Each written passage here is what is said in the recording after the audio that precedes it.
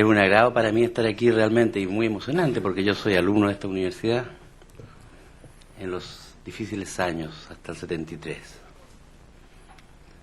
Profesor de la Facultad de Bellas Artes en ese tiempo, que está allá en General Lagos, de música y de teatro, combinando esas dos profesiones que siempre he tenido y que estudié aquí precisamente.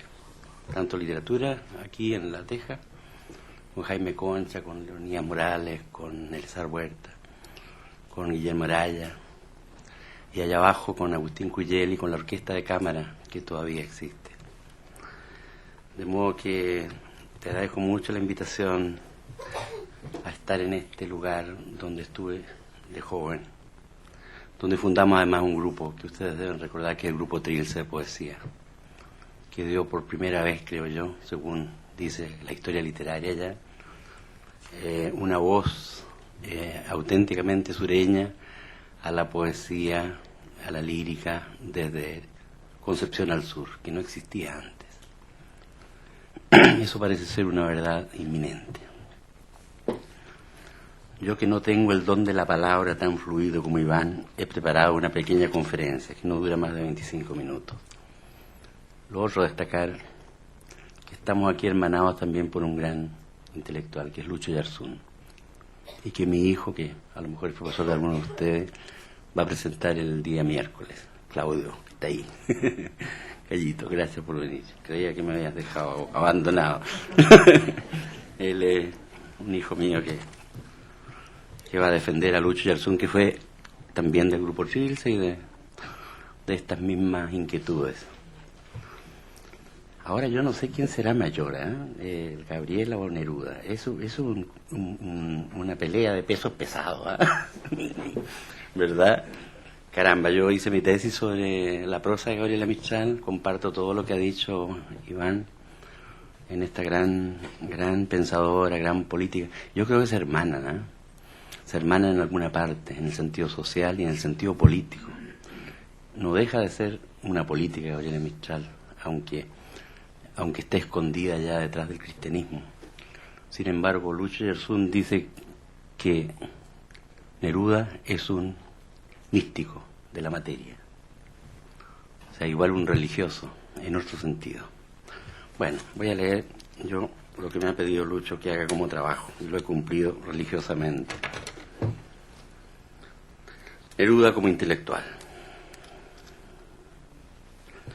La portentosa personalidad poética e intelectual de Neruda, como el poeta más importante del siglo XX, se está recién decantando, y no cabe duda que a medida que pasen los años, su portentoso aporte a la palabra poética y a la conducta política que marcó su vida y su poesía se irá consolidando.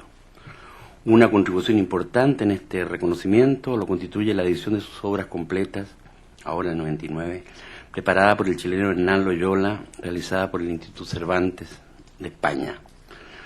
La presencia de Neruda y de su obra puede decir que atraviesa los principales hitos históricos del siglo XX, desde el nacimiento de los movimientos reivindicativos de la clase proletaria en el Chile de 1920 hasta la caída y muerte de Salvador Allende. Testigo y actor al mismo tiempo de los acontecimientos cruciales de la historia contemporánea, como la Guerra Civil Española, la Segunda Guerra Mundial con la amenaza del fascismo en toda Europa, la presencia de la doctrina socialista en la Europa oriental, la Guerra Fría hasta el surgimiento de las utopías socialistas y los movimientos de liberación en nuestra América Latina. Todo eso lo vivió Neruda, y por suerte también lo escribió, transformando de este modo la poesía en historia, en crónica, en testimonio, en arte refinado y en panfleto a la vez.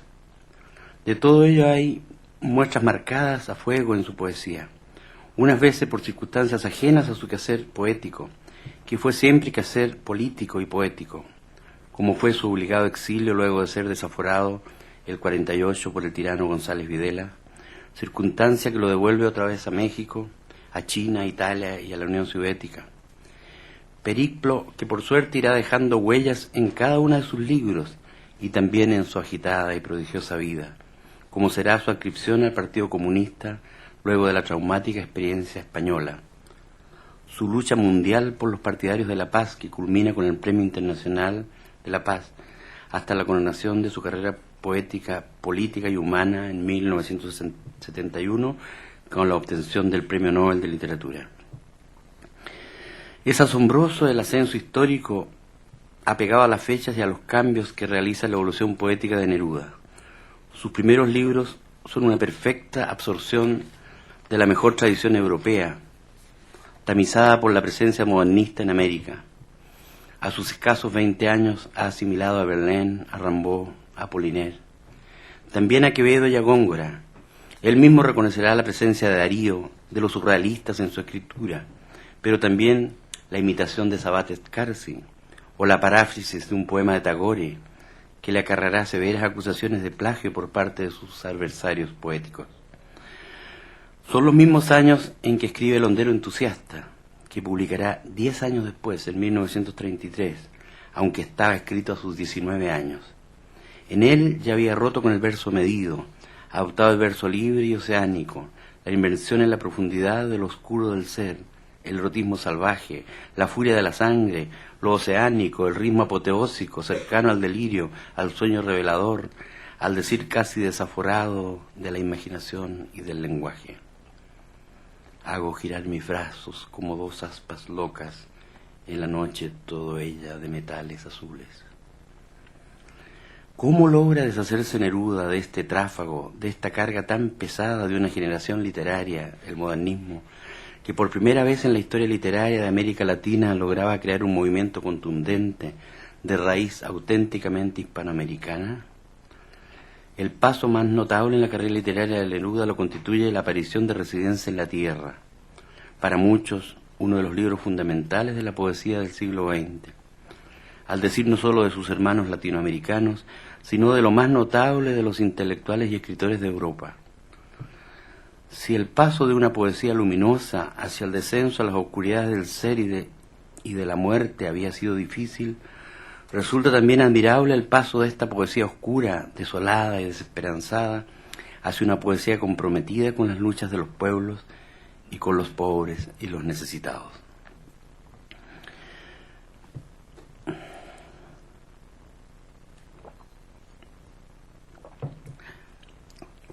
Convocados a mirar su evolución intelectual, su aporte ideológico, vamos a tratar de recorrer los episodios más definitorios, los acontecimientos fundamentales de su periplo que desembocan necesariamente en el legado que Neruda nos dejó. Los años de formación, desde la década del 20 hasta la publicación de Residencia en la Tierra en 1933, son años marcados por la publicación y el éxito de sus dos primeros y grandes libros, que lo sitúan casi inmediatamente en la cúspide de la mejor poesía de América y le abren el paso a su prestigio internacional. Crepusculario en 1922 y 20 poemas en 1924. Es la época del arribo a Santiago del poeta provinciano, pero es al mismo tiempo una década álgida de la vida política nacional. Por primera vez los jóvenes de la Universidad de Chile crean una federación de estudiantes para luchar contra los abusos del poder y las injusticias. Neruda se inscribe con ellos y su impronta queda registrada en sus colaboraciones para la revista Claridad de la Federación de Estudiantes. Destellante punta de iceberg por la que transita la inteligencia, pasión y entrega absoluta propia de las luchas de los obreros y los estudiantes de los años 20 en Chile, contra el régimen de terror de Juan Luis Sanfuentes y luego contra Arturo Alessandri, desde una perspectiva antimilitarista y anarquista. La revista Claridad se editó en una primera etapa entre 1920 y 1932. Los estudios que se han efectuado acerca de ella, como el de Luis Bucas, 1989, y Flavio Moraga, 2000, y los comentarios generales como el de Mario Góngora, 1986, la han destacado como una de las revistas artísticas y políticas más importantes de la historia del país. En ella colaboraron no solo nuestros dos premios Nobel, sino también médicos como Juan Gandolfo y Daniel Schweitzer, el rector de la Universidad de Chile de entonces, Eugenio González Camus, el literato venezolano Mariano Picón Salas y muchos artistas hoy olvidados. Su primer director fue el poeta Alberto Rojas Jiménez. quien junto a Martín Bunster publicaron allí el Manifiesto Agú, vanguardista al mejor estilo del Manifiesto Dada de Tristan Tzara y otros surrealistas europeos. Neruda, junto a Tomás Lago, Romeo Murga, Rosamel del Valle, llegaron más tarde a la revista, pero allí quedaron más de 100 textos y trabajos de toda índole, prosa y verso, crítica literaria y escritos políticos, muchos de ellos catalogados por Jorge Nostroza, el 61 en la revista Alerce. La revista Claridad se convertiría en un verdadero laboratorio intelectual en la formación literaria y estética de Neruda.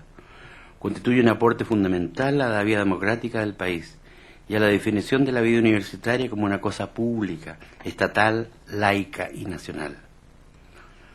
Desde luego allí nace por primera vez el uso de la sátira y la caricatura política, mucho antes del nacimiento de la revista Topace. Allí se encuentran los primeros textos de una línea estudiantil de corte anarquista y también socialista.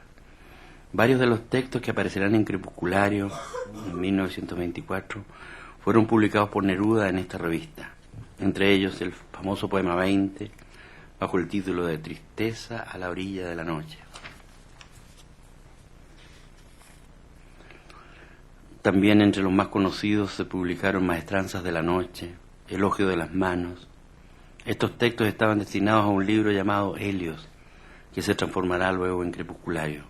Con cambios serios pueden verse en Claridad famosos poemas como Barrio sin luz y su poema famoso Farewell, con el título de Canción del Adiós, fechado en 1922. Raúl Silva Castro, no siempre muy querido por Neruda, recuerda la presencia del BAT en la revista Claridad en los primeros años de estudiante universitario. En octubre de 1920, la revista Claridad salió a los kioscos y agotó la edición. El prólogo estuvo a cargo de Joaquín Eduardo Bello y colaboraban en ella destacados escritores nacionales como González Vera, Santiago Labarca, Roberto Mesa Fuentes, Romeo Murga.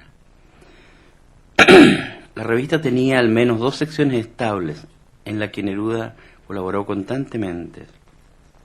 Ellos eran Los Nuevos y El Cartel de Hoy. En la sección Los Nuevos, Neruda fue presentado en 1921 con sus primeros originales. En la sección del Cartel de Hoy se muestra un grabado de una pareja de vagabundos azotados por el hambre y la pobreza. El comentario firmado por las iniciales de Pablo Neruda dice, cito: frente a mí el papel blanco en que este cartel debe ser escrito, y junto a él el grabado, esta pareja miserable y muda que se aprieta en una contracción desesperada de frío. ¿Pero por qué no se enciende en mis labios la hoguera de mi rebeldía? Amigo, hermano, ¿por qué callas? Tú que sabes la gracia de iluminar las palabras con tu lumbre interior, has de cantar y cantar tus placeres pequeños y olvidar el desamparo de nuestros corazones, la llaga brutal de nuestras vidas, el espanto del frío, la vergüenza del hambre. Calla el hombre, me mira su compañera y comienzo a escribir. Fin de la cita. En estos textos tempranos, escritos cuando Neruda no cumplía aún sus 20 años, está la simiente de una conducta imperecedera, de una visión que no claudicará en toda su vida, de una visión de clase abiertamente política.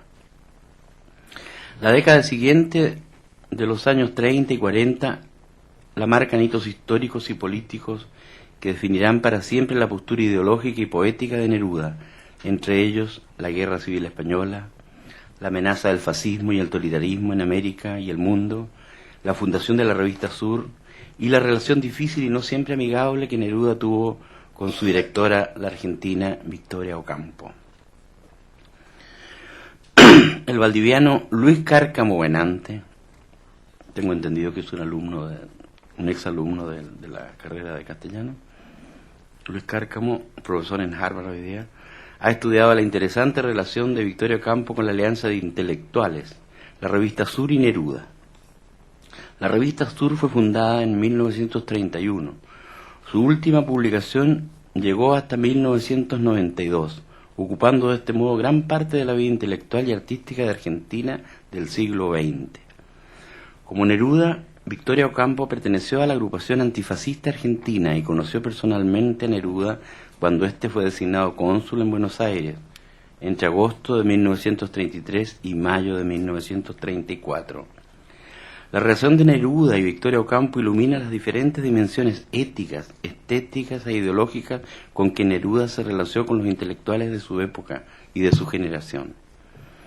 Desde luego, en la revista Sur ya hacían sentir su gran presencia autores como Jorge Luis Borges, Nora Lange, María Luisa Bombal, Alfonso Reyes, Jules Supervielle, Alfonso de Torre y otros grandes escritores latinoamericanos, con cuyas visiones de mundo Neruda no siempre compartió. Por la correspondencia entre Neruda y el argentino Héctor Eandi, sabemos que Neruda ya tiene noticias de la fundación de la revista cuando aún vivía en el lejano oriente, en 1931. La sarcástica carta a su amigo dice, cito, ¿qué hay de la gran revista de la señora Ocampo? No sé qué piensa usted, pero me parece cosa muy antipática. Le consulta a Ortega y Gasset hasta para arreglarse los refajos. Y mientras tanto esnovismo literario, Frank y más Frank, y el inocente de Torre, que es tan pero tan idiota. Le falta solo Huidobro en la pandilla. Vergüenza. Ortega y Gasset es el enemigo, el vampiro escolástico. Todo lo que es raciocinio y esterilidad en España viene de su florida prosa. Y esa postura de Bacán de la literatura y de las artes, de Apolo y Atenea, señor protector con oficina en el Olimpo. Fin de la cita. Aunque Sur y Ocampo se alinearon en la lucha antifascista que amenazaba al mundo, Neruda no perdona que esa actitud no sea traspasada a la palabra y a la acción, al cuento y al poema, y solo quede como una idealizada defensa de la cultura y del intelecto amenazados. Cuando estalla la guerra civil en 1936, Neruda se encuentra en Madrid y la experiencia no será puramente literaria, sino profundamente vital, personal y traumática. El cambio ideológico que se opera en Neruda a partir de la publicación de España en el corazón no es compartido por la revista Sur. Un impasse significativo y revelador de las diferencias estéticas y políticas entre Neruda y la revista ocurre el mismo año 1937. Se publica allí un artículo de Ortega y Gasset que denuncia la publicación de sus libros y el robo de la propiedad intelectual que ocurre en América y particularmente en Chile. En su escrito, Ortega remete contra, comillas, los araucanos forajidos. Versos El auténtico hidalgo revela un alto grado de racismo y colonialismo que no deja de asombrar. La protesta de Neruda a nombre de la Alianza de Intelectuales se publicó en el número 41 de 1938. Cito, que hay en todo esto una cuestión de centavos y el deseo vehemente del señor Ortega y Gasset de comprometer la gratitud de determinada editorial y de su amiga la editora argentina Victoria Ocampo, tan apasionada como él en estas cuestiones editoriales y como él, tan neutral, tan indiferente cuando se trata de tomar posición frente a los verdaderos y graves problemas que amenazan la vida del escritor y el porvenir de la cultura. Fin de la cita. En la respuesta de la Alianza de Intelectuales, lo que resalta es la despreocupación de la revista y del mismo Ortega y Gasset por la situación mundial, por el silencio que éste mantiene ante la muerte por las milicias de Franco del escritor español Antonio Espina, colaborador de Ortega en la revista de Occidente. Mientras Neruda denuncia la postura colonialista y el desprecio racial del filósofo español, la revista defiende el derecho intelectual y la denuncia de robo, apoyada por escritores europeos víctimas del mismo saqueo editorial, tales como André Gide, Stefan Zweig, André Malraux, entre otros. Pero nada se dice del menoscabo a las etnias, de la pobreza en que viven los escritores latinoamericanos, y se guarda un silencio vergonzoso frente a la tragedia que vive Europa y en particular el pueblo español.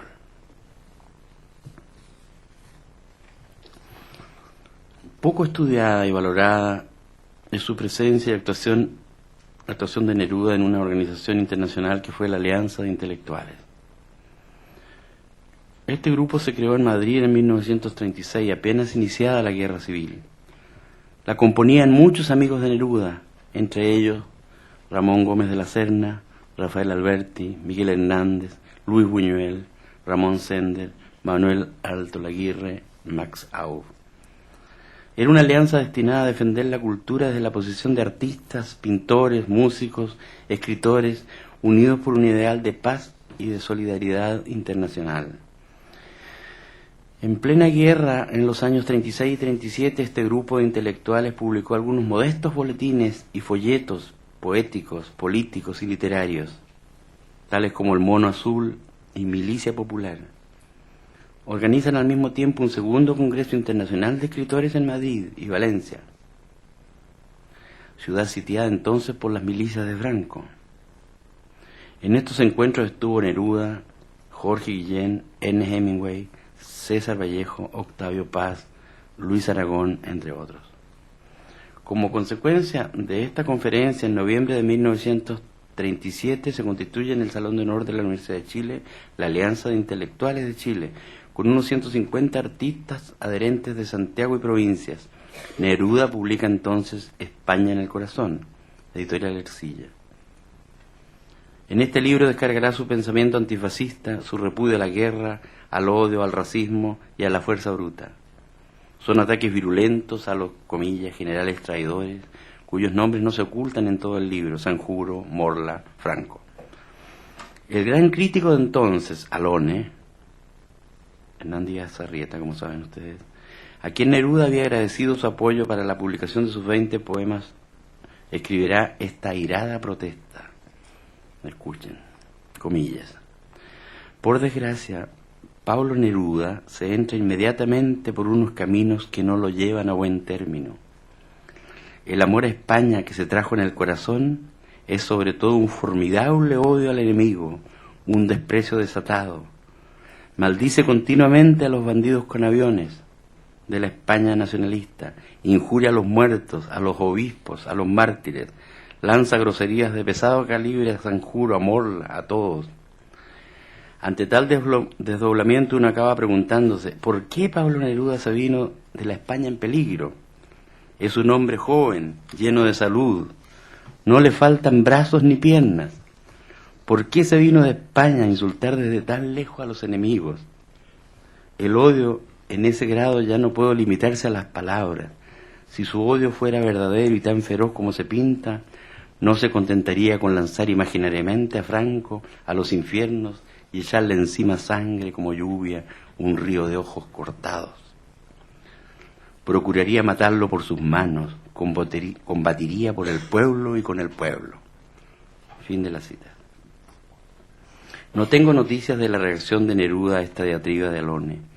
Lo que se sabe es que poco después, en el mismo noviembre de 1937, Neruda y el poeta argentino Raúl González Tuñón organizan un gran acto en el Teatro Municipal de Santiago bajo el nombre de Tempestad en España, charla lírica.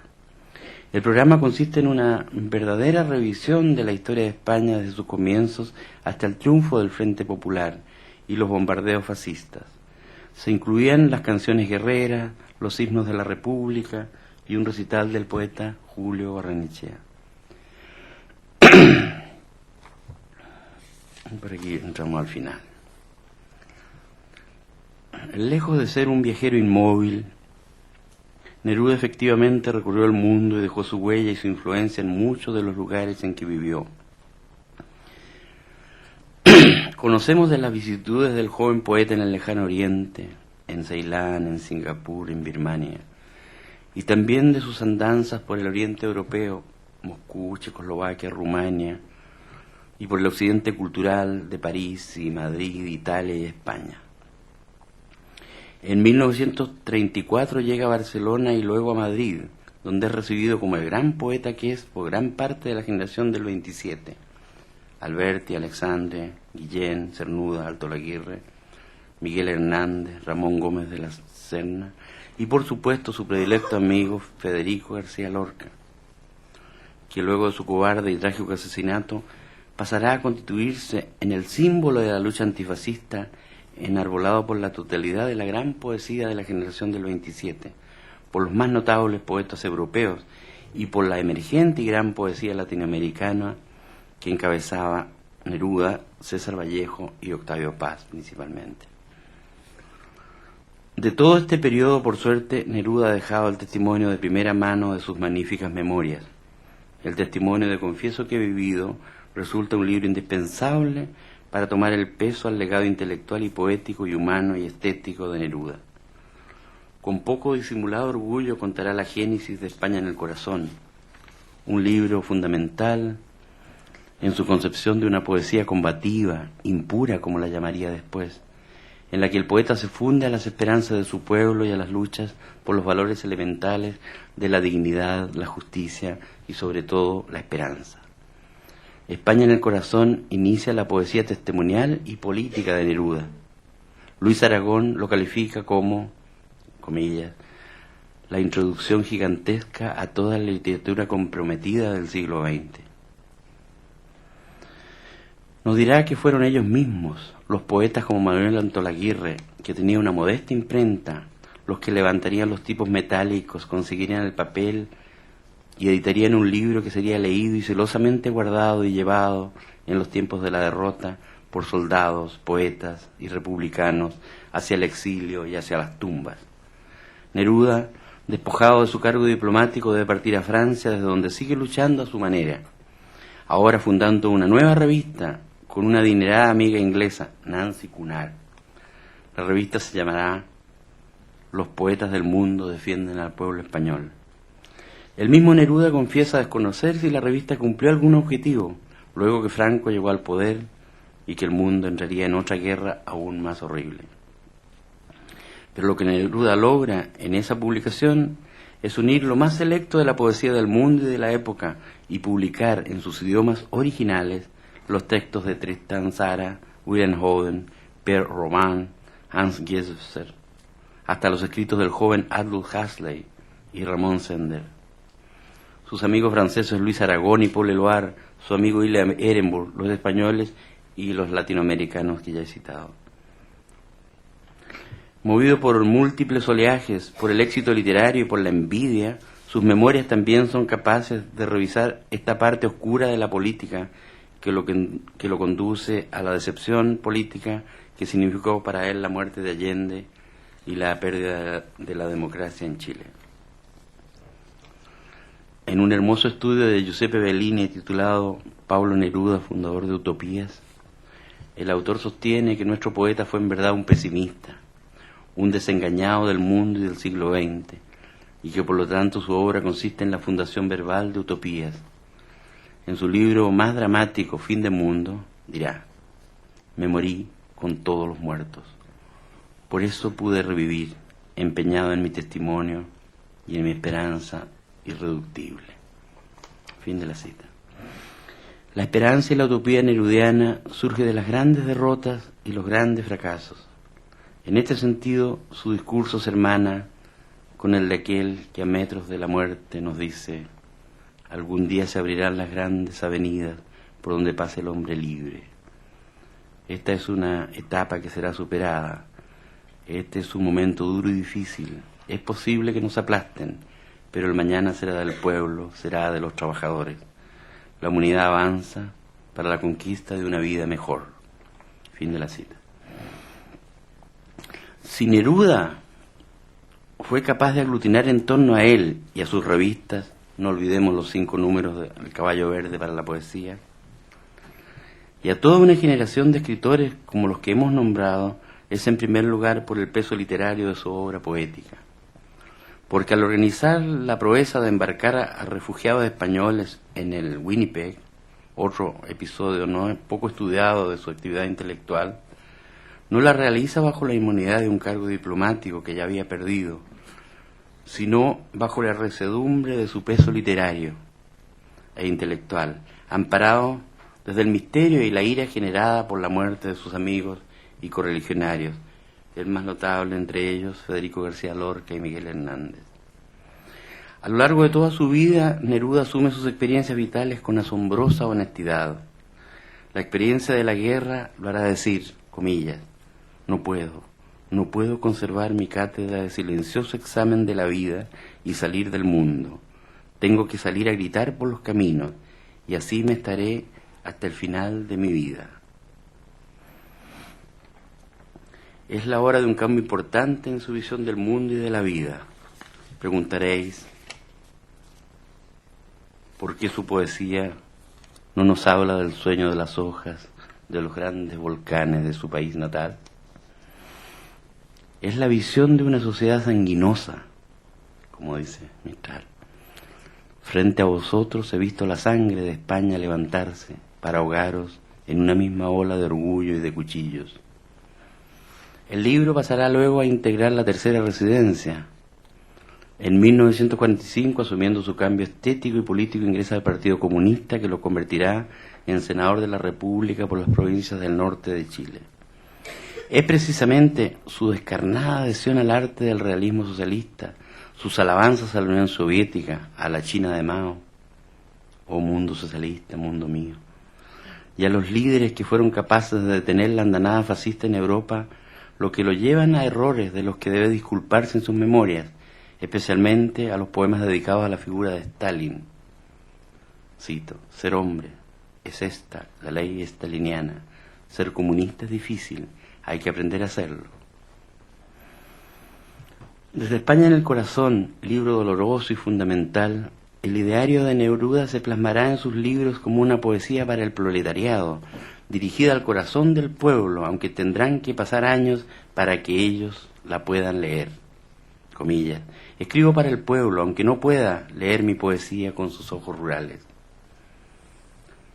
Así entrará en su poesía no solo el minero nortino, el campesino, la prehistoria y la historia incaica, las amapolas y las cebollas, hasta sus controvertidos poemas dedicados a Stalin o el libro casi panfletario Incineración al Nixonicidio.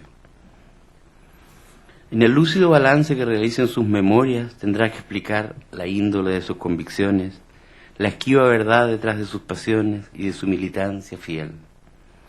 Luego de los crudos informes que revelara el 20º Congreso del partido sobre los crímenes de Stalin, Neruda expresa así el reconocimiento de errores y de tragedias. Cito: si bien es cierto que esta responsabilidad nos alcanzaba a todos, el hecho de denunciar aquellos crímenes nos devolvía la autocrítica y el análisis, elementos esenciales de nuestra doctrina, y nos daba las armas para impedir que cosas tan horribles pudieran repetirse. Esta ha sido mi posición. Por sobre las tinieblas desconocidas para mí de la época staliniana, surgía ante mis ojos el primer Stalin, un hombre principista y bonachón, sobrio como una anacoreta, defensor titánico de la Revolución Rusa. Además, este pequeño hombre de grandes bigotes se agigantó en la guerra. Con su nombre en los labios, el ejército rojo atacó y pulverizó la fortaleza de los demonios hitlerianos.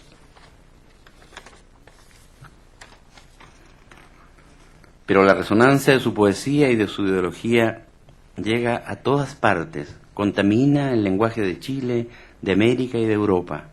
Cantarán como él sus amigos poetas, muchos de ellos desde las cárceles, tales como el turco Nassim Hikmet, el español Marco Sana, Paul Elbar, André Breton y hasta el mismo Ilya Ehrenburg. A mí no me cabe dudas que la democracia chilena y su particular modo de llegar a tener un presidente socialista se debe a las campañas políticas donde Neruda estuvo siempre presente. No como un político, sino como un poeta que decía una poesía política, pero poesía al fin. La imagen más antigua y más real y marcadora que guardo de él fue la de oírlo en la plaza de Coyhaique, siendo yo un niño, envuelto él en un poncho campesino bajo su yoki gris, recitando la mejor poesía del canto general, que despierta el leñador, coral del año nuevo para la patria en tiniebla, y también sus primeros poemas de amor en una mezcla de maravillas. Todo aquel que hubiese vivido esa experiencia luminosa y poderosa terminaría votando por los candidatos de la izquierda cuando fueran adultos. Es parte de la poderosa herencia intelectual y libertaria que nos dejó Pablo Neruda. Gracias.